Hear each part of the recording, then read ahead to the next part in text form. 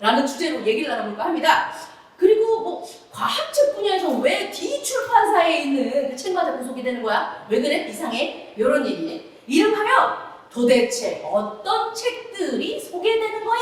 라는 주제로 여러분들과 같이 서평가 출동쇼 해보도록 하겠습니다. 자, 먼저 오늘 타이틀이 D 출판사 책만 왜 자꾸 소개되지? 입니다. 세 분은 혹시 이 D 출판사가 어딘지 아세요? 여기서 제일 잘생기셨으니까 연장자이기도 하고. 뭐 네. 최근에 보면 뭐 동아시아 출판사, 네. 또 크로스 이 출판사 책들은 거의 나오는 책들마다 저도 모르게 소개를 하게 되죠. 소개를 하게 되고. 맞아요. 예. 일단 그럼 동아시아나 오크로스 생각하고 계시고요. 홍수현 선생님 어떠세요? 저는 D 그래서 네. 다니엘 스톤 다닐수. 뜨인 돌 출판. 아무래도 이제 좀 약간 이야기를 해야 되니까 그런 생각 해봤고요. 네. 뭐 동력 아닌가라는 생각을 해보기도 했고 네. 그랬습니다. 네. 네네. 저도 동력이 아닌가 하는 생각을 했었는데요. 최윤아 기자님 어떠세요? 저는 D라고 해서 네. 이니셜이 D잖아요. 예. 그래서 다산 아니면 동력이겠다 오, 라고 맞아요. 생각을 했는데 만약에 그 D가 없었다면 네. 문학동네가 아닐까라는 생각을 했습니다. 아, 문학 동네. 동네. 저희가 이렇게 의도해서 질문한 것은 D 출판사라고 얘기한 거 아까 말씀하셨듯이 동아시아 출판사에서 나온 과학책 얘기를 합니다. 동아시아 책의 어떤 특징이 있을까요? 저는 좀 궁금했어요 사실. 네. 동아시아 책들은 정말 저도 모르게 손이 가요. 약간 새우깡 같은 느낌? 근데 이 이유가 뭘까 생각해 보니까 아무래도 시의성이 뛰어나다.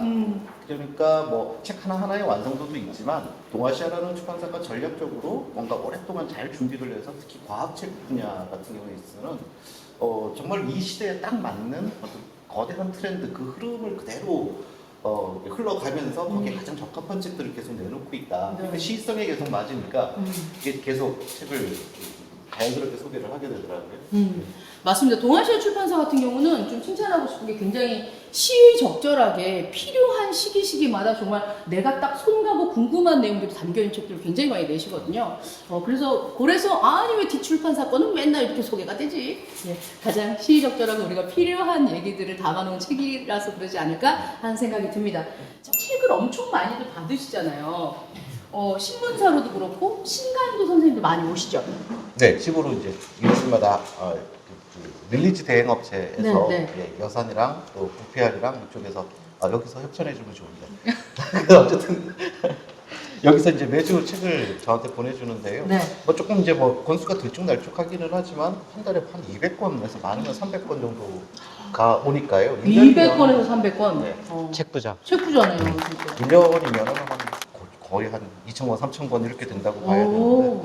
어느 날 그런 생각이 들었어요. 네. 제가 그렇게 출판사로부터 책을 받기 시작한 게 한 5, 6년 이렇게 그러니까 지났는데 어느 날 이렇게 서재에 들어가 보니까 이게 책이 엄청난 거예요. 그래서 대충 저게 몇 권 정도 될까? 그리고 내가 그동안 얼마나 받았을까?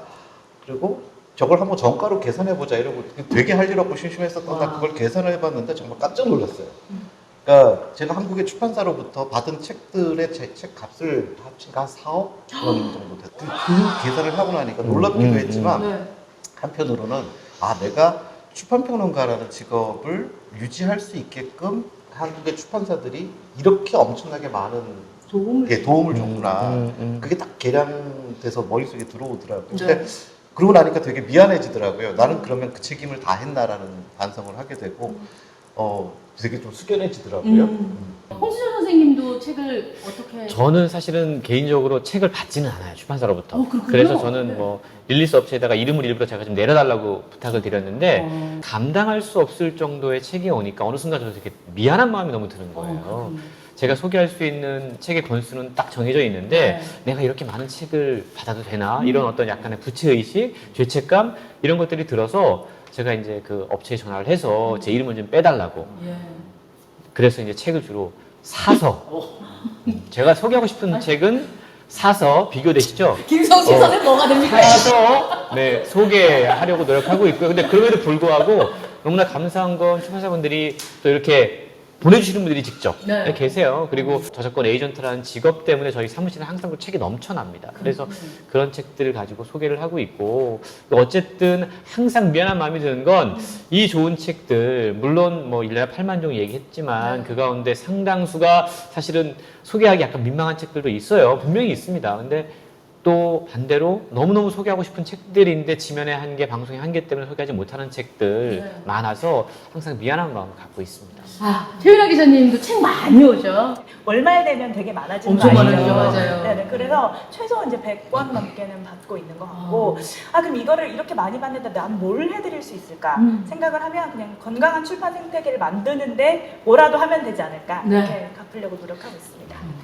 이게 진짜 좋은 기자님이세요. 네. 근데 사실 이런 일화가 있어요. 그 왜 알라딘에서 중고책이 나오잖아요. 네. 근데 이제 저희 같은 경우에 있어요. 시중에 책이 출간되기도 전에 집에 도착하는 경우가 있어요. 네. 출판사들이 인쇄소에서 그냥 바로 보내버리면 서점에 깔리기 전에 책이 오거든요. 근데 어느 날 문득 그 서점에 인터넷 서점에 들어갔는데 중고책으로 그 새 책들이 올라와 있는 거예요. 어허. 그래서 이 사람이 도대체 누군가 그러고서 클릭해서 들어가 보니까 제가 받은 책의 목록하고 거의 같은 책들이 거기 리스트로 예, 중고책으로 떠 있더라고요. 근데 아 너무 좀 뭐랄까 괘씸? 좀 끔찍하다는 느낌까지 들더라고요. 왜냐하면 사실 그 책을 출판사가 보내주는 거를 중고책에 내놓게 되면 출판사는 사실 그냥 책 한 권에만 손해보는 게 아니라 맞아. 2중 3중이잖아요. 맞아. 네, 그 책이 팔릴 수 있는 기회까지도 사실 없애는 거니까.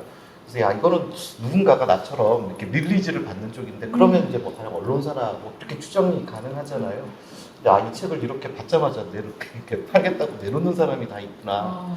출판사분들 만날 때 사실 저한테 보내는 책 포함해서 홍보용 도서는 좀 이렇게 아예 책 자체에다가 펀칭을 했으면 좋겠다. 그 끝부분이라든지 좋은 이렇게 생각이네요. 글씨가 상하지는 않게끔. 하지만 이제 누가 보더라도 그거는 거래되면 안 되는 책, 뭐 아니면 좀 들고 다니면 안 되는 책 이런 식으로 좀 그 홍보용 도서를 좀 별도로 좀 하면 좋겠다. 네. 조치를 하면 좋겠다라는 건의도 드리고는 있는데요. 네. 저희는 그 책이 주는 공공재로서의 역할과 무게를 10분 다 느끼고 있기 때문에 절대 그렇지 않고 또 최선을 다해서 여러분이 만드신 귀한 책들 열심히 소개하도록 하겠습니다. 일단 그 많은 책들을 어떤 기준으로 소개를 하는지에 대한 질문을 좀 하겠습니다. 최윤아 기자님 어떠세요? 제가 서평이지만 저희는 기사거든요. 네. 그러니까 지면에 실리잖아요. 그것도 뉴스, 신문에 실리는 거잖아요. 저희는 어쩔 수 없이 뉴스성을 가장 기준으로 판단을 할 수밖에 없어요. 네. 책이 아무리 좋아도 이 시대, 이 시점에 울림을 주지 못한다 하면 아쉽지만 다음 기회에 이렇게 되는 면이 있거든요. 그래서 저희 같은 경우는 일단 뉴스성을 가장 많이 보고, 그러니까 뉴스성을 본다는 게 결국에는 기존의 도서와는 차별화된 포인트가 하나라도 있어야 된다는 거예요. 이를테면 최근에 이제 출판 시장에서 많이 나오는 게 간병 에세이가 많이 나오잖아요. 네. 근데 아빠의 아빠가 됐다 같은 책 같은 경우는 청년 간병인의 얘기잖아요. 조금 다른 빈트. 또 이번에 제가 썼던 건데 케어라는 책이 있거든요. 그 같은 경우는 하버드대 의대 돌봄에 대해서 막 강의하고 다니는 그 하버드대 의대 교수가 와이프가 이제 알츠하이머에 걸린 거죠. 그러니까 약간 이렇게 다른 포인트가 있으면은 훨씬 소개되기가 쉽고요. 그렇지 않으면 조금 소개하기가 어렵고요. 그렇습니다. 그런 카더라들이 있어요. 그 출판사랑 친하다고 하니까 그 최윤아가 계속 소개하는 거 아니야, 홍수철이 소개하는 거 아니야, 뭐 김성진 그 출판사랑 밥 먹었다는데 요거 어떻게 생각하세요? 일부분 인정할 수밖에 없어요. 아, 네. 저는 뭐 솔직하게 오늘 다 얘기하기로 했으니까. 예, 예. 앞서 우리가 뭐 그 D 출판사 이야기 했잖아요. 일단 먼저 거기 D 아니에요. 그럼요? 거기 이름이 우리가 동아시아인데 아.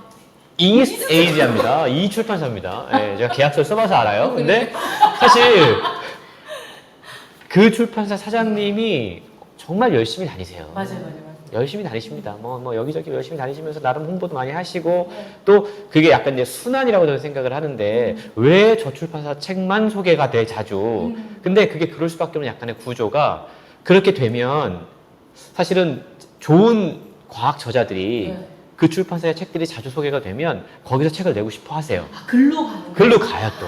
그럼 또 거기서 좋은 책이 나와요. 그럼 또 이제 일종의 순환이 만들어지는 네. 거죠. 사실 그렇다고 해서 뭐 신생 출판사의 책들이 상대적으로 다 나쁘다는 얘기가 아니라 네. 어쩔 수 없는 그 순환의 고리 이런 것들이 분명히 있기 마련이고요. 네. 또 뭐 앞서서 뭐 카더라 이야기하는 거 어디하고 친하니까 거기 것만 소개한다. 뭐 일부분 있다라고 인정을 하지만 또 나름 공정하고 객관적인 기준을 갖기 위해서 노력을 하고요. 저는 개인적으로 그런 기준이 있어요. 책 소개할 때. 네. 김성신이 소개하지 않는 책을 소개한다. 아, 좋다. 사실 평론가들이 소개하지 않는 책을 골라 소개하려고 해요. 아, 그렇군요. 저 나름대로의 기준인데 왜냐하면 사실 보면 이제 신문 뭐 기자님 계시지만 뭐 금요일 토요일 되면 북섹션에 올라오는 책들이 다 너무너무 비슷한 거예요. 소개하는 책들이 결도 비슷하고 네. 또 평론가들이 소개하는 책들도 그 주에 대부분 비슷해요. 그러면 약간 제가 이제 삐딱선을 타는 거죠. 왜 다 이런 책만 소개해? 네. 다른 책도 좀 소개해봐야지 라는 관점으로 그렇게 소개하려고 하는데 기본적으로 이게 옳은데요. 네. 저도 동의하는데 가급적이면 이제 다른 분들이 이 거론하지 않는 책을 나 혼자 발굴해서 딱 소개했을 때 그게 쾌감도 있고 좋은데 가끔 그런 책 있잖아요. 너무 좋은데 네. 근데 발견성이 좀 떨어지는 그런 안타까운 책들이 있어요. 그러면 이제 저희 왜 출판평론가들끼리 좀 특별한 게 책 좋아하는 사람들 다 친하거든요. 서로 뭐 이렇게 막 경쟁 너무 시켜가지고 털어요. 맨날 정말. 올려놓는데 소개 엄청 해주고. 어떨 때는 뭐 예를 들어서 그게 한 달에 한 권이 되더라도 이렇게 많은 그 평론가들이 동시에 한 권의 책에 대해서 막 많이 떠들어주고 다양한 방식으로 다양한 각도에서 소개를 해보면 어떨까라는 생각도 해봐요. 그러니까 말하자면 좀 선의의 단합을 한번 해보면 어떨까라는 생각을 요즘에 해보고 있거든요. 밥 먹자나 아니면 이제 따로 만나자고 얘기하시는 분들 많지 않아요? 많을 거예요. 많을 것 같아요. 많을 거예요. 예. 사실 식사 같은 거는 그러니까 제가 근데 먼저 말씀드려야 될 게 네. 제가 4월 초에 이 책지성팀의 발령을 받았기 때문에 얼마 안 됐고 코로나였기 때문에 저희가 또 그런 거 굉장히 민감하거든요. 예, 예. 그래서 웬만하면 지양합니다. 식사는 지양을 하는데 네. 가끔 이제 3층 로비로 무작정 오셔서 전화를 하시는 분들이 계세요. 아, 약속이 안 된 상태에서? 약속 안 된 상태에서 책을 이렇게 들고 오셔가지고 근데 막 더운데 땀을 뻘뻘 흘리고 오셨는데 근데 어떻게 그냥 보냅니까? 네. 근데 그러면 이제 차 그냥 하면서 마스크 쓰고 네. 차 마시고 막 감사합니다 이렇게 보내는데 어쩔 수 없이 저도 사람인지라 네. 그 분이 얼굴이 이렇게 책을 보면 아른아른해요. 그러니까 어. 약간 그게 사람인지라 어쩔 수 없이 마음이 흔들리긴 하더라고요. 최영이가 참 착하네요. 4월부터 들어가셨습니다. 4월부터 띠링띠링 전화주세요. 3층 가서. 요즘엔 잘 팔리는 책이 좋은 책이다라고 말할 수 없는 시장의 분위기도 있습니다. 다들 아시죠? 뭐 이제 한창 말이 됐었던 사재기 문제도 있고 아직도 좀 없어졌나 싶기도 한데 또 아름아름으로 이런 안 좋은 문화들이 있고 뭐 그런 건 또 서평원 선생님들 그리고 출판전문 기자님으로서 어떻게 생각하세요? 갑자기 다 말 예, 입조심부터 하고 입조심하고 있어요. 지금. 입조심하고 있어요. 이건 지금 눈치를 봐야 되는 이야기거든요. 네. 근데 저는 빨리 하세요. 저는 베스트셀러 목록을 이렇게 보면 그 책을 다 읽지 않아도 그 목록만 봐도 책 제목이 굉장히 함축적으로 그 시대의 정신이 담겨져 있잖아요. 근데 그 리스트가 어떻게 구성되어 있는지만 봐도 그 당대의 마음이 보이죠. 근데 베스트셀러 목록은 그렇게 보시면 좋을 것 같아요. 그러니까 그 당대에 차고 넘치는 것이 베스트셀러가 되지는 않거든요. 네. 반대로 그 당대의 결핍을 주로 드러냅니다. 아주 날카롭게 드러내거든요. 그래서 가령 가령 우리 사회에 가장 도덕성이 땅에 떨어졌다라고 생각이 되면 정의란 무엇인가 이런 것들이 베스트셀러가 되기도 하고 그 당대의 어떤 결핍들을 잘 관철하게 되면 사실 그게 꼭 책에서 끝나는 것이 아니라 내 삶의 방편을 정하고 삶의 방향을 정하는 데 굉장히 도움이 되는 것이 이제 그 베스트셀러 목록이라고 할 수 있는데 사실 이제 이게 어떤 때는 저희 눈에는 보이기는 하잖아요. 네, 이게 맞아요. 이상한데 왜냐하면 전체적인 흐름이 쭉 있거든요. 어떻게 왔고 그 흐름에는 합법적인 부분이 있어요. 뭔가 인과법칙이 보인다라는 거죠. 근데 그 특별한 거 아니에요. 안 보이면 바본 거죠. 20년은 그걸 보는데. 근데 그 흐름에서 확 벗어나 버리거나 아니면 좀 옛날 것 이미 낡은 것이어서 그 논의가 우리 사회에서 끝났는데도 불구하고 계속 그런 나오고. 책이 갑자기 베스트셀러가 된다거나 이때는 이거 좀 장난인 것 같은데 라는 생각이 들죠. 그럴 때는 이제 궁금해서 주로 이 친구한테 물어보고 넘어갔어요. 지금 넘어갔습니다. 그러니까 이제 말하는 역주행이라고 이제 우리가 표현을 하는데 사실 저는 되게 안타까운 게 책이라는 매체, 책이라는 미디어가 다른 매체에 종속되어 가고 있다는 생각을 너무 많이 하게 돼요. 우리가 뭐 흔히 얘기하는 드라마셀러, 무슨 뭐 스크린셀러, 어디에 나오면 그 책이 죽어 있다가 다시 살아나요. 막 네. 꺼진 불씨가 다시 막 팔팔 타오릅니다. 이게 이제 앞서 얘기했던 다른 매체에 종속되어 있다 보니까 다른 매체에서 책이 소개가 되면 그 책이 셀러가 되는. 누가 또 읽었다 하더라. 그렇죠. 이러면 이제 뭐 BTS 누가 읽으면. 근데 그러면서 이제 어떤 불편한 일들을 만들어내냐면 다른 매체에서 그걸 아니까 출판사에 역제안을 하는 거예요.